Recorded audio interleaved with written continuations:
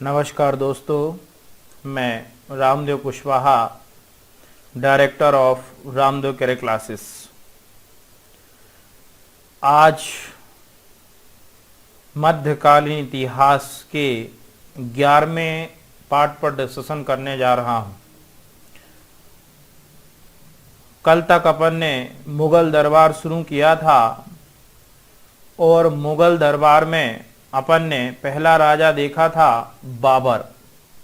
मुगल दरबार में कुल राजाओं को अपन ने देखा तो पहले था बाबर 1526 से 1530, दूसरा था हुमायूं 1530 से 1540 और 1555 से 1556। इसके बाद दो राजा ये हुमायूं का चूंकि शासनकाल में जो परेशान करने वाले राजा थे वो थे शेर शाह सूरी और आदिल शाह। फिर राजा बना हुमायूं का पुत्र अकबर, फिर अकबर का पुत्र जहांगीर, फिर जहांगीर का पुत्र शाहजहां और फिर शाहजहां का पुत्र औरंगजेब। इतने राजाओं की ये है पूरे मुगल शासक। बहुत इंपॉर्टेंट है मुगल वाला चैप्टर, क्योंकि बहुत सारे क्वेश्चन इस मुगल दरबार से पूछे ही जाते हैं, तो ध्यान रखेंगे। ये बहुत इंपॉर्टेंट है, कई बार ये क्वेश्चन आए भी हैं और पूछे भी गए हैं, तो ध्यान रखेंगे इनको। अब अपन को आज पढ़ना है हुमायूं। कल अपन ने बाबर पढ़ा था और बाबर के युद्ध देखे थे, पानी पियो, खाना खाओ, चाय पियो और घर जाओ, जिसमें पानीपत का युद्ध, खानवा का युद्ध, पानी पियो, खाना खाओ, चंदेरी का युद्ध और घाघरा का युद्ध, ये 4 युद्ध देखे थे। आज अपन को हुमायूं और शेर शाह सूरी और आदिल शाह सूरी की चर्चा करनी है। जो आज का अपना जो चैप्टर है वो है हुमायूं। हुमायूं का शासनकाल रहा 1530 से 1540 और पुनः राजा बना तो 1555 से 1556। ये है हुमायूं, यानी एकमात्र ऐसा मुगल शासक माना जाता है हुमायूं जिसने 2 बार शासन किया। ध्यान रखेंगे, क्वेश्चन आता है ऐसा मुगल शासक का नाम बताइए जिसने अपना राज्याभिषेक 2 बार करवाया, वो है कौन? हुमायूं। ठीक है। कहा जाता है पिता बाबर की ये मृत्यु जब हो गई तो पिता बाबर की मृत्यु के बाद इसका पुत्र हुमायूं दिल्ली की गद्दी पर बैठा। हुमायूं के बारे में बहुत सारी कहानियां हैं। कहा जाता है हुमायूं के वैसे कई भाई थे, यानी बाबर के 4 पुत्र थे, कामरान, अश्करी, हिंदाल और हुमायूं। कितने पुत्र थे? 4। और एक पुत्री भी थी बाबर की जिसका नाम था गुलबदन बेगम, जिसके द्वारा हुमायूं नामा पुस्तक लिखी गई। तो ये चारों पुत्रों के बीच, कामरान, अश्करी, हिंदाल और हुमायूं, कहा जाता है चारों पुत्रों के बीच गद्दी को लेकर के आपस में संघर्ष हुआ, यानी युद्ध हुआ, जिसमें कौन जीता? हुमायूं। हालांकि हुमायूं बहुत अच्छा इंसान माना जाता है, का इसने अपने भाइयों के बीच साम्राज्य का क्या कर दिया? बंटवारा। लेकिन फिर भी भाइयों को साम्राज्य विस्तार को लेकर युद्ध हुआ और उसमें हुमायूं की विजय हुई। हुमायूं गद्दी पर बैठा ही था। ये सारी जानकारी यानी हुमायूं नामा के बारे में जो पुस्तक है, जो कि किसने लिखी? गुलबदन बेगम के द्वारा लिखी गई। इस पुस्तक से ये सारी चीजें पता चलती है। तो हुमायूं नामा पुस्तक लिखी थी गुलबदन बेगम ने, जो हुमायूं की बहन थी, और ये हुमायूं की एक क्या मानी जाती है? जीवनी। ठीक है। कल हमने एक टेस्ट पूछा था आपसे, उस टेस्ट में आपसे कुछ क्वेश्चन पूछे थे जिसमें कुछ आत्मकथाएं, तो आगे फिर टेस्ट सीरीज होगी और इसी तरीके के MCQ सेकंड हम उसके बारे में आपको जानकारी दे देंगे, लेकिन इसके लिए आप तैयारी करते रहें। नेक्स्ट देखा जाए तो हुमायूं का एक महत्वपूर्ण युद्ध हुआ था, चौसा का युद्ध। कब हुआ था? ये हुआ 1539। कब हुआ था? 1539। ये इंपॉर्टेंट युद्ध है। इस युद्ध किसके किसके बीच हुआ ये पूछा जाए तो एक तरफ अफगान नेता था शेर शाह सूरी और दूसरी तरफ था कौन? हुमायूं। दोनों के मध्य युद्ध हुआ। इस युद्ध में कहा जाता है हुमायूं को हरा दिया। हार तो गया हुमायूं, लेकिन फिर भी इसे गद्दी से बेदखल नहीं किया। किसने? शेर शाह सूरी ने। अब शेर शाह सूरी कौन था, अपन इसके बाद उसकी चर्चा करेंगे। इस युद्ध को चौसा का युद्ध, ये बहुत इंपॉर्टेंट है। सारे युद्ध किसके किसके मध्य हुआ और क्या परिणाम रहा, ये पूछा जाता है और बहुत इंपॉर्टेंट होते हैं ये। नेक्स्ट देखा जाए तो चौसा का युद्ध हारने के बाद फिर एक और युद्ध हुआ जिसे कहते हैं कन्नौज का युद्ध। ये भी महत्वपूर्ण युद्ध में से माना जाता है।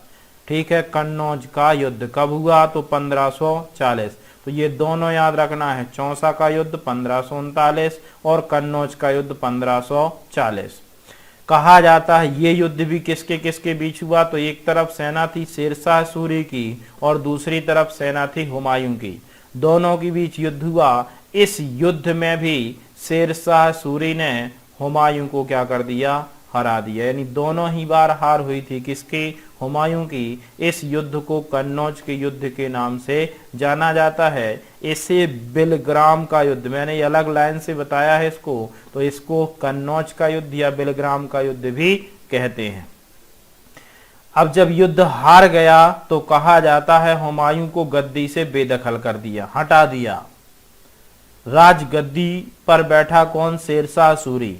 अब जब कोई नहीं था, कहा जाता है इसे ऐसी घड़ी को कहते हैं विपदा की घड़ी, कोई साथ ने, किसी ने साथ नहीं दिया, किसका, हुमायूं का। पंजाब के क्षेत्र है अमरकोट, अमरकोट के एक राजा हैं वीरसाल, वीरसाल ने इन्हें संरक्षण प्रदान किया। इन्हें कहा कि कोई नहीं तो आप हमारे यहाँ रहो। ठीक है, विपदा बहुत खराब चीज होती है। ठीक है, जब सही समय होता है तो आपको हजारों साथ मिल जाते हैं, लेकिन जब बुरा वक्त आता है, वही राजा जो दिल्ली की गद्दी से हटाया गया, जब विपदा आई तो इसका किसी ने साथ नहीं दिया। इसलिए मैं एक कहानी कहता हूं, हजारों हमदर्द मिलते हैं, कर्म के चंद मिलते हैं, बुरा जब वक्त आता है तो सब दरवाजे बंद मिलते हैं। इसलिए समय रहते अपने आप को सचेत हो जाना चाहिए। यदि आप किसी के कंधे पर रखकर तलवार चलाएंगे तो कभी सफल नहीं होंगे, स्वयं रहें। कहा जाता है इनका किसी ने साथ नहीं दिया, राजा वीरसाल ने साथ दिया, और वहीं राजा वीरसाल यानी अमरकोट में ही हुमायूं की पत्नी का नाम था हमीदा बानो बेगम। कहा जाता है यहीं पर अमरकोट में 1542 की बात है, हमीदा बानो बेगम के गर्भ से एक पुत्र रत्न की प्राप्ति हुई थी और उस पुत्र का नाम था अकबर। क्या नाम था, अकबर नाम के पुत्र रत्न की प्राप्ति हुमायूं को हुई थी। एक क्वेश्चन आता है अब आगे, जब अकबर पढ़ेंगे तो हम फिर आपसे पूछेंगे कि अकबर का जन्म कहाँ हुआ, तो अमरकोट में। किसी प्रकार से यहाँ जिंदगी हुमायूं गुजार रहा था अमरकोट में, और यहाँ दिल्ली की गद्दी पर शासन करने वाला था कौन, शेरशाह सूरी। तो शेरशाह सूरी कन्नौज का युद्ध जीतने के बाद, अब शेरशाह सूरी के बारे में आ रहे हैं। कन्नौज का युद्ध जब जीत गया तो कन्नौज का युद्ध जीतने के बाद शेरशाह सूरी हुमायूं को दिल्ली की गद्दी से हटा दिया और स्वयं दिल्ली की गद्दी पर बैठा। कौन था ये शेरशाह सूरी, ध्यान रखेंगे। शेरशाह सूरी कब से कब तक रहा, ये क्वेश्चन भी कई बार आता है, तो आपको शासनकाल याद रखना है 1540 से 1545। शेरशाह सूरी एक अफगानी व्यक्ति था। कौन था, एक अफगानी व्यक्ति था। इसके बचपन का नाम मिलता है फरीद। क्या नाम था बचपन का, फरीद। जबकि एक शेर को मारने के बाद इसका नाम पड़ा था शेर खां। ध्यान रखेंगे, शेर को मारने के बाद इसका नाम पड़ा शेर खां, और युद्ध जीतने के बाद इसने उपाधि धारण की थी काय की, शेरशाह। मतलब जैसा नाम था वैसे काम भी था, किसका, शेरशाह सूरी का। अब शेरशाह सूरी एक अफगानी व्यक्ति बैठ गया 1540 से 1545 तक दिल्ली की गद्दी पे। इसने क्या कारनामा किए वो इम्पोर्टेंट है। तो एक इम्पोर्टेंट काम था शेरशाह सूरी का, जो कई एग्जामों में आता है और कई बार आया है, कि जीटी रोड का निर्माण किसने करवाया था, तो ध्यान रखेंगे जीटी रोड का निर्माण करवाया था शेरशाह सूरी ने। वर्तमान में इसी को आज कहते हैं NH1, ये ज्योग्राफी में हम पढ़ा चुके हैं। NH1 प्लस NH2 दोनों को जब मिला दिया जाता है तो यही बन जाता है जीटी रोड। कहां से कहां है, तो आज ये इसकी लंबाई अमृतसर से कहां तक है, कोलकाता तक, लगभग 2500 किलोमीटर लंबी है। कौन सी, जीटी रोड। क्वेश्चन आता है जीटी रोड का निर्माण किसने करवाया, तो शेरशाह सूरी ने। एक और इम्पोर्टेंट काम पूछा जाता है, शेरशाह सूरी के द्वारा चलाया गया जो सिक्का है, क्वाइन है, उसे ही आज हम क्या कहते हैं, रुपया। जो आज आप सिक्का चलाते हैं जिसे रुपया कहते हैं, ये सिक्का वास्तव में चलाया था किसने, शेरशाह सूरी। तो ये क्वेश्चन भी आता है कि शेरशाह, रुपया जो चलाया गया था वो किसने चलाया था, तो शेरशाह सूरी ने। कहा जाता है शेरशाह सूरी ने 1545 की बात है, कालिंजर, याद रखेंगे मध्य प्रदेश में है कालिंजर, अजयगढ़ क्षेत्र में। ये इसलिए एमपी की दृष्टि से भी महत्वपूर्ण, आज भी कालिंजर का किला सुना होगा। कालिंजर का क्या डाला, घेरा डाला, यहीं पर कहा जाता है बारूद फट गई, बम बारूद विस्फोट हो गया कहा जाता है। तो यहीं पर बारूद फटने के कारण शेरशाह सूरी की क्या हो गई, मृत्यु हो गई। तो याद रखेंगे कालिंजर का घेरा डाला था, वहीं पर बारूद फटने के कारण शेरशाह सूरी की क्या हुई थी, मृत्यु। मृत्यु के बाद ये मकबरा पूछा जाता है कि मकबरा कहाँ है, तो ध्यान रखेंगे शेरशाह सूरी का मकबरा है सासाराम बिहार। आसाराम याद है, आसाराम की तर्ज पे याद रखना, सासाराम बिहार। तो इसका मकबरा है सासाराम। कल हमने बाबर पढ़ाया था, बाबर का मकबरा याद है, कहाँ था बाबर का मकबरा, बाबर का मकबरा था काबुल, और बाबर की पुस्तक थी बाबरनामा, और शेरशाह सूरी का मकबरा है सासाराम बिहार। जब शेरशाह सूरी की अचानक मृत्यु हुई तो कहा जाता है इसकी मृत्यु के बाद, यानी शेरशाह सूरी की मृत्यु के बाद इसका पुत्र गद्दी पर बैठा और उसका नाम था आदिल शाह सूरी। इसने भी शासन किया, 1545 से 1555 तक इस पद पर रहा। हुमायूं ने देखा कि अब अफगानों की जो सत्ता है वो कमजोर होती रही है, तब हुमायूं ने फिर आक्रमण किया दिल्ली पर, और उस समय एक युद्ध हुआ, बहुत महत्वपूर्ण युद्ध माना जाता है इतिहास में। इसे कहते हैं सरयुद्ध का युद्ध, सरहिंद का युद्ध। क्या बोलते हैं इसे, सरहिंद का युद्ध, यानी मुगलों की वापसी। किसके किसके बीच हुआ, तो एक तरफ मुगल यानी हुमायूं और दूसरी तरफ थे अफगान, आदिल शाह सूरी। ठीक है, तो मुगलों और अफगानों के बीच हुआ। इस समय जो मुगल सेना का नेतृत्व कर रहा था वो था बैरम खां, यानी हुमायूं का सेनापति का नाम है कौन, बैरम खां।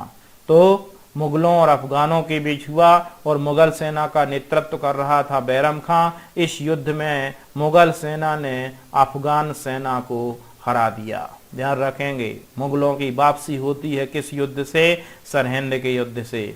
अब अफगानों को हरा दिया, इस युद्ध को सरहिंद के युद्ध के नाम से जाना गया। परिणाम क्या हुआ, जब हुमायूं युद्ध जीत गया, कहा जाता है सरहिंद का युद्ध जीतने के बाद पुनः दिल्ली की गद्दी पे बैठा कौन, जीतने के बाद पुनः हुमायूं दिल्ली की गद्दी पर बैठा और इसने पुनः शासन करना शुरू किया 1555 से 1556 तक। लेकिन समय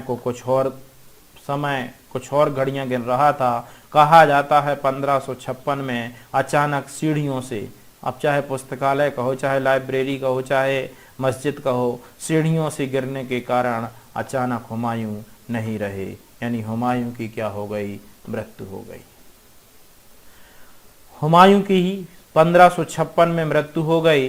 हुमायूं का भी मकबरा पूछा जाता है कि हुमायूं का मकबरा कहाँ है, तो ध्यान रखेंगे हुमायूं का मकबरा कहाँ है, दिल्ली में, जिसे हाजी बेगम के द्वारा क्या किया गया था, बनवाया गया था। हुमायूं की मृत्यु के बाद इतिहासकार एक लैंडपूल थे, इन्होंने कुछ शब्द कहे हैं हुमायूं के बारे में, ये बहुत इंपॉर्टेंट है। लिखा है कि हुमायूं यानी यह हुमायूं जिंदगी भर लड़खड़ाता रहा और लड़खड़ाते लड़खड़ाते हुए मर गया। मेंस में यहां से बहुत क्वेश्चन कई बार आया है। ठीक है, तो कई बार प्री में क्वेश्चन आता है कि किसके बारे में ये कहा गया है कि यह जिंदगी भर लड़खड़ाता रहा और लड़खड़ाते लड़खड़ाते मर गया, तो वो था कौन, हुमायूं। अब जब हुमायूं की मृत्यु हो गई तब इसके बाद इसका पुत्र राजा बनेगा और वो पुत्र का नाम था अकबर। ये सारी कहानी हुमायूं की बहन यानी बाबर की पुत्री, क्या नाम था, गुलबदन बेगम, इनके द्वारा एक पुस्तक लिखी गई है और उस पुस्तक का नाम है हुमायूं नामा। तो ये क्वेश्चन भी कई बार आता है कि हुमायूं नामा नामक पुस्तक किसने लिखी, गुलबदन बेगम ने, जो कि बाबर की पुत्री और हुमायूं की कौन थी, बहन। हुमायूं की मृत्यु के बाद पुनः गद्दी संभाली। अब अकबर, जो हुमायूं का पुत्र था अकबर, कहा जाता है जब अचानक हुमायूं की मृत्यु हुई उस समय अकबर मात्र 13 वर्ष की अवस्था में था और बैरम खां की मदद से दिल्ली की गद्दी पर बैठा, जिसकी चर्चा अपन कल के वीडियो में करेंगे। तो कल अपन देखेंगे सम्राट अकबर को। थैंक यू, धन्यवाद। घर में रहें, सुरक्षित रहें और पढ़ाई करते रहें।